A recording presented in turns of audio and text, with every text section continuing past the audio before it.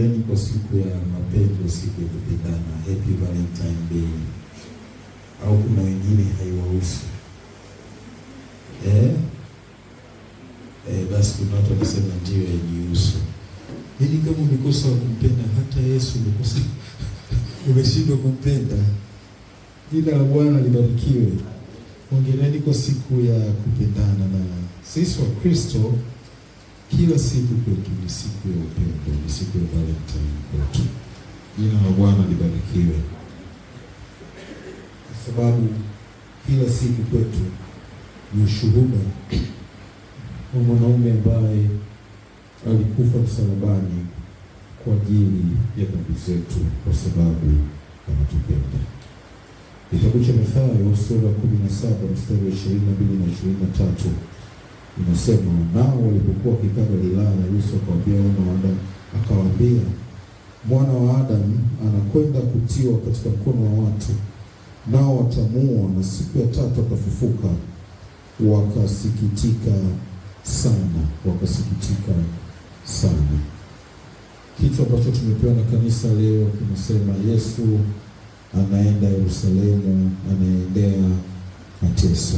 Yesu anaendea mateso Yerusalemu. Bwana Yesu asifiwe. Ukisoma vizuri hii sura ya 17 ukianzia mstari wa kwanza, unaona inaanzia kwenye mlima wa Mizeituni ambapo Yesu anageuzwa sura yake.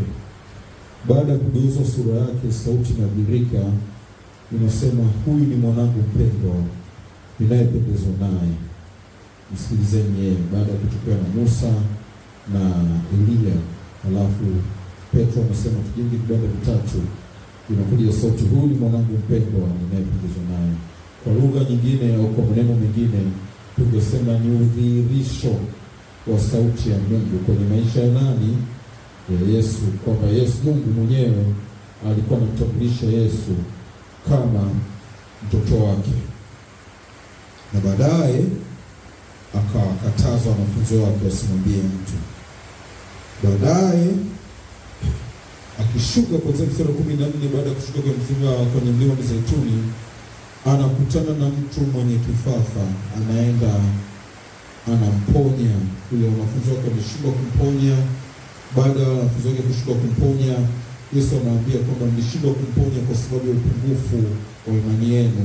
Anamponya yule mtu mwenye kifafa, halafu anasema, kwa maana nawaambia kuwa mkiwa na imani kiasi cha punje ya haradali, mtaombea mlima huu, ondoka hapa uende kule, nao utaondoka, wala halitakuwa neno lisilowezekana kwenu. Lakini namna hii haitoki ila kwa kusali na kufunga. Kwa baada ya kumponya, halafu anaambia wanafunzi wake kwamba mmeshindwa kumponya kwa sababu ya upungufu wa imani yenu. Alikuwa anadhihirisha kwamba alikuwa na imani. Kwa hiyo ukianzia mstari wa kwanza, unaona maisha yake yalikuwa yamejaa utukufu peke yake, yamejaa matendo ya nguvu peke yake. Kama alikuwa anatembea kwenye kiwango kikubwa cha upako au kwenye kiwango cha juu cha huduma, ndio kilikuwa kipindi hichi. Anatembea kwenye kiwango cha juu, anafanya miujiza, anaponya.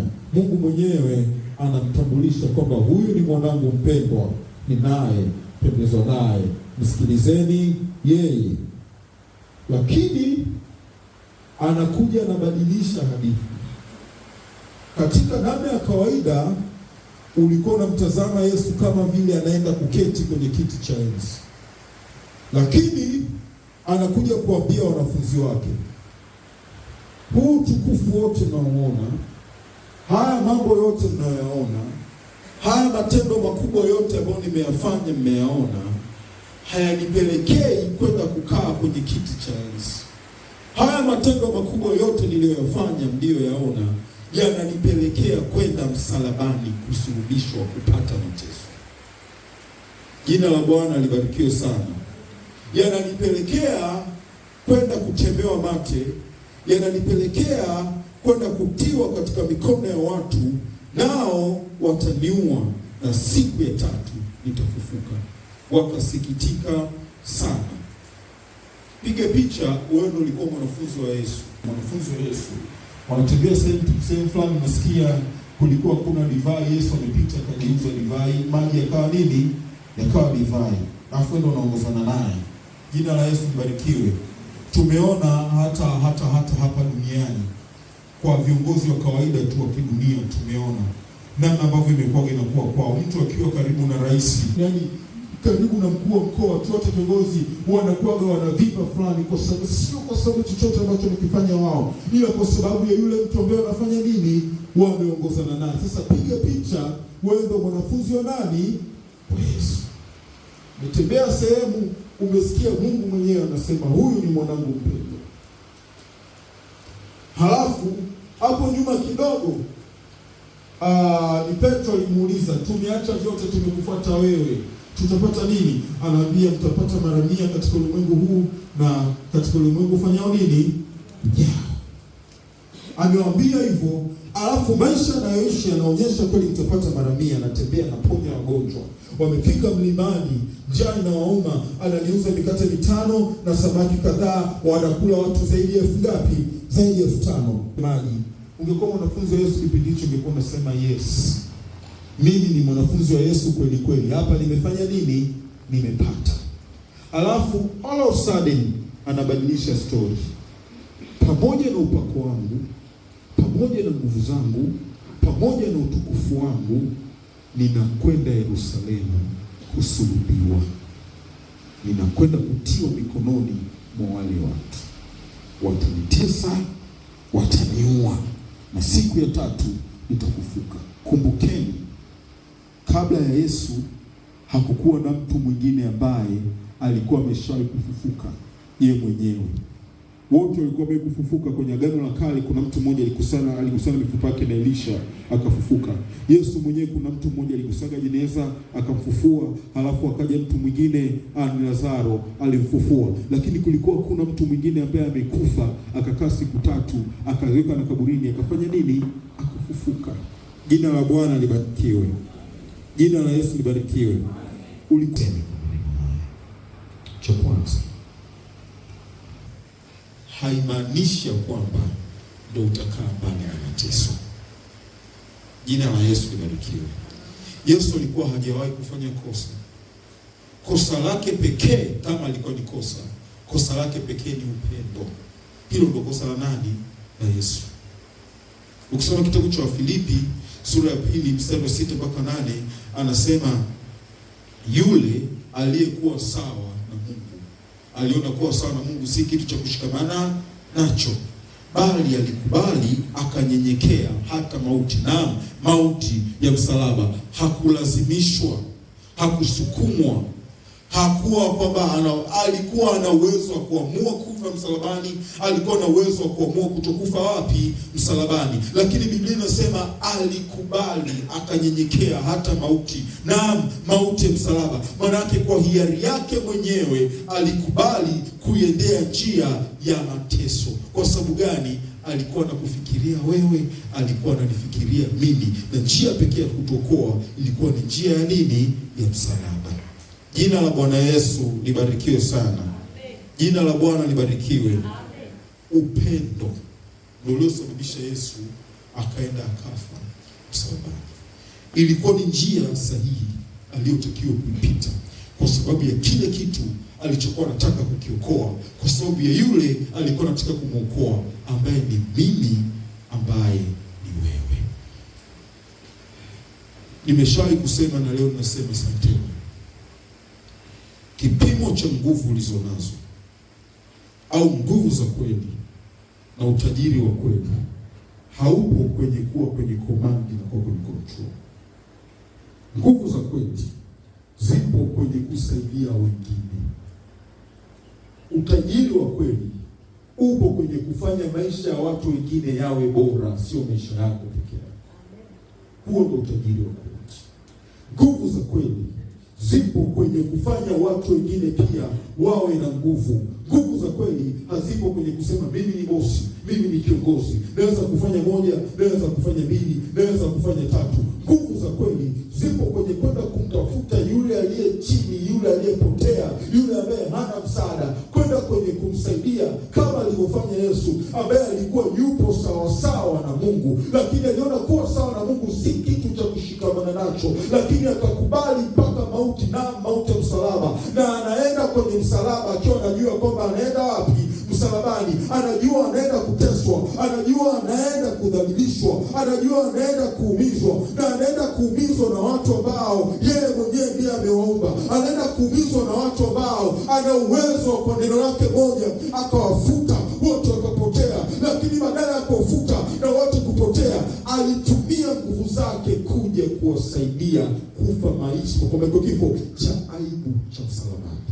Hizo ni nguvu za kweli. Machungwa si kwa ajili ya mchungwa. Machungwa ni kwa ajili ya ndege na watu na wanyama. Hakunaga mchungwa unaokula machungwa. Kama Mungu amekupa kitu chochote, hicho kitu sio kwa ajili yako, ni kwa ajili ya watu wengine. Hakuna mtu ambaye ni maskini sana kiwango ambacho hana kitu cha kutoa. Inawezekana unachokitoa nafikiri kwamba ni kidogo, lakini kikawa kinamsaidia mtu mwingine ambaye ana uhitaji nacho. Nguo zangu ambazo zimechakaa, ambazo sitamani kabisa kuzivaa, kuna mtu mwingine ukimpa nguo ya hivyo hivyo, kwake yeye inakuwa ni muujiza, anaona Mungu amemfanyia kitu. Tujitoe katika kuwa na binafsi, tuache kushikilia vitu na kusema mimi, tuache kupambana na kukandamiza na kukanyaga watu wengine. Kama tunampenda Yesu kweli, tujue ya kwamba sehemu yoyote na chochote ambacho Mungu ametupa ni kwa ajili ya kuwasaidia watu wengine. Barikiwa sana. Kitu cha pili, Yesu alitufundisha kwa mfano kwenye Mathayo sura ya 16 mstari wa 26. Kwani atafaidiwa nini mtu akiupata ulimwengu wote na kupata hasara ya nafsi yake? Au mtu atatoa nini badala ya nafsi yake? Itamfaidia nini mtu akiupata ulimwengu wote alafu akapata hasara ya nafsi yake? Mstari wa juu kidogo anasema, kwa kuwa mtu atakaye kuiokoa nafsi yake ataipoteza, na mtu atakayepoteza nafsi yake kwa ajili yangu ataiona. Yesu anafundisha, anaanza kusema mtu akitaka kunifuata ajikane mwenyewe, yaani ajikatae mwenyewe, aubebe msalaba wake anifuate. Kama watu wa kitajiri ambao mmejikana wenyewe leo, pamoja na mvua, pamoja na hali mbaya, pamoja na utelezi. Mzee wangu wa kanisa moja ananiambia, wakati nakuja nimeteleza nusu nianguke, lakini nilitetemeka nikaogopa sana. Amejikana mwenyewe, ameacha comfort ya kwenye kitanda, ameacha joto la nyumbani kwake, amekubali kupigwa na baridi kwa ajili ya kuja kumtafuta Yesu. Hayo ndio maisha ya Kristo, kujikana mwenyewe. Jina la Bwana libarikiwe. Kumbukeni wakati Yesu anakuja, Biblia inasema alikuja kutafuta kilichopotea, si ndio ilivyo? Na njia ya kukipata kilichopotea ilikuwa ni kwenda kufa wapi? Msalabani. Lakini kwenye kitabu cha Mathayo sura ya 4 mstari wa 7, kisha Ibilisi akamchukua mpaka mlima mrefu mno, akamwonyesha milki zote za ulimwengu na fahari yake, akamwambia, haya yote nitakupa ukianguka kunisujudia. Ndipo Yesu alipomwambia, nenda zako Shetani, kwa maana imeandikwa, msujudie Bwana Mungu wako, ukamwabudu yeye peke yake. Alichokuwa anamwonyesha Shetani ni kile ambacho amekuja kukitafuta, kile ambacho amekuja kukitafuta.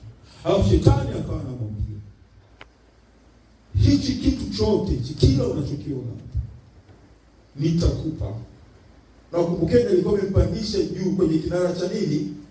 Cha hekalu. Biblia inasema, jina la Bwana libarikiwe. Kama alikuwa amempandisha kwenye kinara cha hekalu kwa maneno ya kawaida, sasa ilikuwa sehemu takatifu kanisani juu kabisa.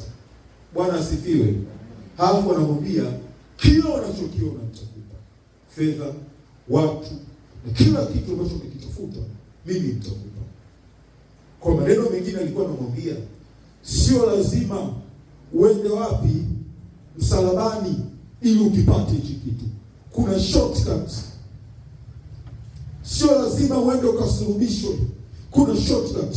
Na hiyo shortcut ni nyepesi sana. Wewe inama tu nisujudie, alafu kile unachokitafuta nitakupa. Alafu Yesu akamjibu akamwambia, nenda zako Shetani, Kwa maana imeandikwa, msujudie Bwana Mungu wako, umwabudu yeye pekee yake. Jina la Bwana libarikiwe. Alichokuwa na mjibu Yesu, alikuwa anamwambia hata kama ni mateso, hata kama ni aibu, hata kama ni msalaba, hata kama ni dhiki, hata kama ni tabu, hata kama ni kitu chochote, sipo tayari kuacha kumsujudia Bwana Mungu wangu kwa sababu ya maumivu. Nitamsujudia tu, hata kama ni kwa sababu gani, nitamsujudia Bwana Mungu wangu pekee yake. Alikuwa anasema sipo tayari kupata hivi vitu vyote ambavyo shetani unanionyesha, halafu nikapata hasara ya nafsi. Jina la Yesu libarikiwe sana. Alikuwa anajua njia ya kupata anachoonyeshwa na shetani ni kupitia mauti ya msalaba. Lakini Yesu alikataa kumsujudia shetani ili kusudi apate kila kitu katika namna ya kimungu. Jina la Bwana libarikiwe. Kila kitu kina gharama. Vitu vyote vina gharama. Kila unachokipokea kina gharama. Kila unachokifanya kina gharama. Na ndio maana anasemaje, ukiwa unafanya maamuzi yoyote lazima ukubaliane kwamba kuna gharama za kufanya nini? Maamuzi. Lakini cha pili ninachotaka nikwambie, haukuumbwa kuishi maisha rahisi. Haukuumbwa kuishi maisha mepesi. Kuna watu ambao magumu yanapokuwa yanainuka tunakimbiliaga kusema kwamba shetani aliniua. Tunaweza kumpiga shetani. Kuna watu wengine huaga tupo rahisi sana kukimbilia kuishi maisha mepesi, kwa sababu tunafikiri kwamba kwenye hayo maisha mepesi ndio kuna msaada. Na katika hayo maisha mepesi, kwa kujua au kutokujua, mara nyingine tumejikuta tunamsujudia shetani na kupata hasara za nafsi zetu. Ninataka niwatie moyo asubuhi ya leo. Ishi unapita kwenye njia gani? Ni bora upite kwenye bonde la uvuli wa mauti, lakini gongo lake na fimbo yake vikiwa pamoja na wewe, kuliko kutokupita kwenye gongo la uvuli wa mauti akati uko mbali naye. Ni bora upite kwenye moto, ni bora upite kwenye maji mengi wakati upo na Yesu, kuliko kukaa kwenye eneo ambalo unafikiria kwamba ni salama wakati umekaa mbali na yeye. Jina la Yesu libarikiwe. Jina la Bwana libarikiwe. Jina la Yesu libarikiwe. Yesu apendwa, sisi ni wanadamu, sisi tuna dhambi. Pamoja na madhaifu yako, pamoja na mapungufu yako, pamoja na unapokoseana, kumbuka hakuna usalama nje ya Yesu. Kwa vipi? Kumbuka kurudi kwa baba yako. Jina la Yesu libarikiwe. Hata ukienda umbali mrefu kiwango gani, kumbuka kurudi kwa babako. Usiseme ngoja nisubiri kwanza mpaka nitakapokuwa vizuri sana. Hauna huo muda, hauna uhakika kama huo muda utaupata. Usiendelee kukimbiza maisha peke yako usipokuwa na Yesu. Usiendelee kutafuta vitu ambavyo unafikiria kwamba vitakupa faida wakati unapata hasara ya nafsi yako. Wakristo, Bwana Yesu asifiwe. Wakristo ambao hampo tayari kufunga maduka kwa ajili ya kuja fellowship, Bwana Yesu asifiwe. Bwana Yesu asifiwe. Wakristo ambao hampo tayari hata siku moja katikati ya wiki kuacha kwenda kwenye biashara kwa ajili ya kuja kwenye kipindi cha maombi, Bwana Yesu asifiwe. Mbona msemi yame nyakati hamjiaki kwenye maombi tukiitisha? Bwana asifiwe.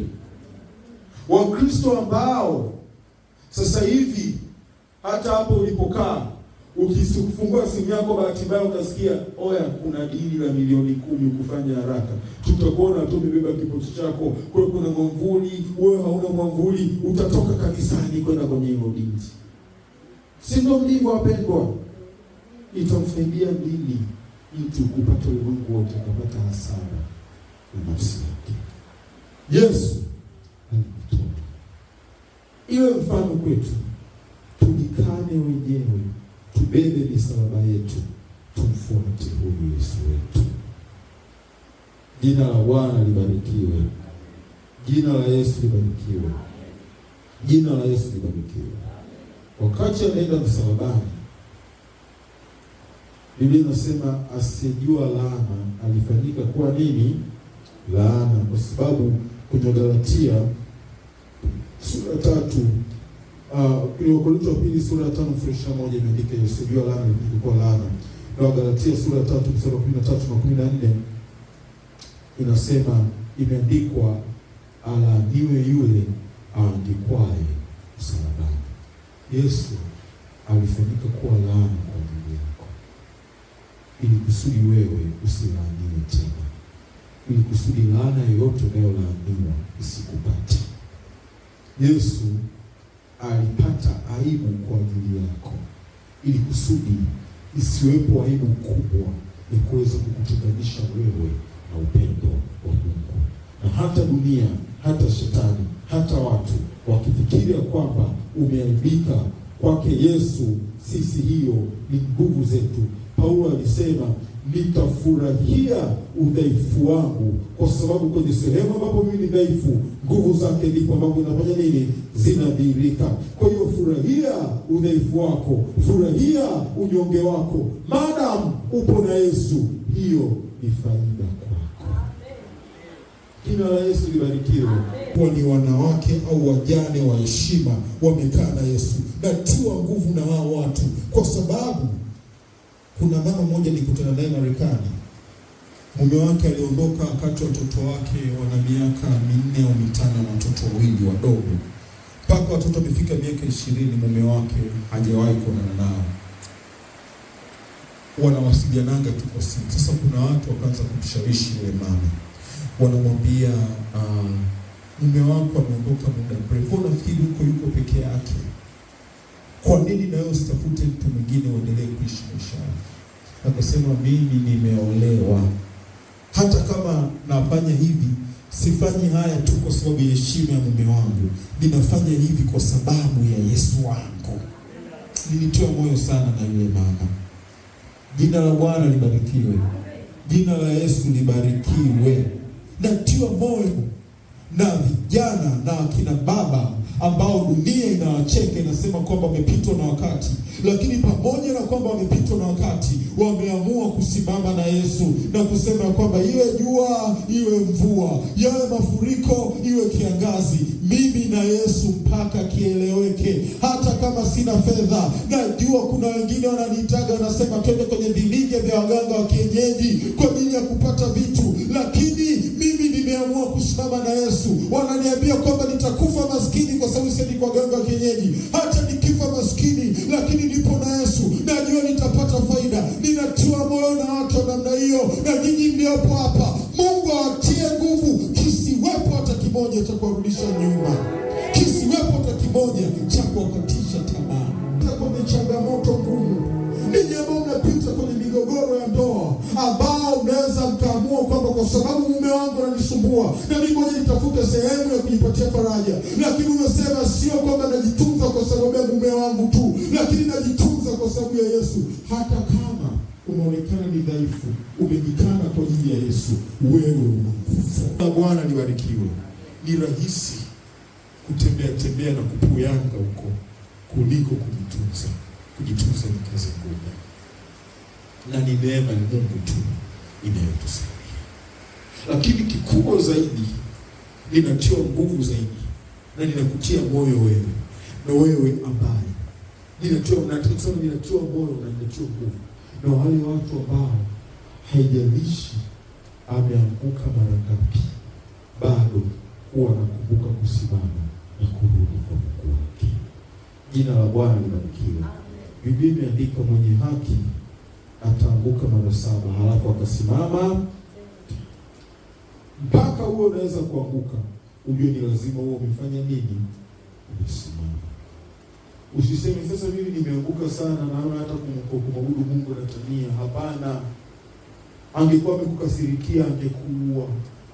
Maadamu unapumua, bado mlango wa neema upo kwenye maisha yako. Bado kuna nafasi ya kwamba anaweza kukusamehe. Na ndio maana kila siku Jumapili tunakutangazia msamaha wa dhambi. Haijalishi umetangaziwa wiki iliyopita, haijalishi umetangaziwa jana, unatangaziwa msamaha wa dhambi. Jina la Yesu libarikiwe. Anaenda Yerusalemu kwa ajili ya mateso. Anaenda kwenye mateso kwa ajili yako. Anataka